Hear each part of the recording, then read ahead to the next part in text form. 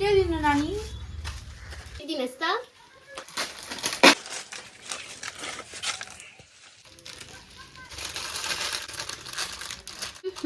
Aunty यो त 80 को पो छ त हौ। तपाईको दोकानमा 80 को पाउँछ के हो? भनेर केही हुँदैन नानी, कम्पनीबाट बनाएर आएको हुन्छ। हामीले बनाएको हुनु बापु ए यस्तो हुन्छ त्यस्तो हुन्छ भनेर बनाएको होइन, कम्पनीले बनाएको, कम्पनीले गएर भन्नु नभन्नु। ए हुन्छ त, यी लिनुहोस् पैसा।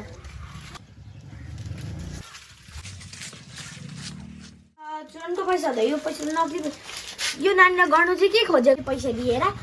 ओ नानी पाउनु भएको मैले के गरे हो? त नक्ली पैसा हो त, पैसा दिएर के गर्नु खोजेको? त्यही भनेर केही फाइदा छैन आन्टी, मैले बनाएको होइन यो पैसा।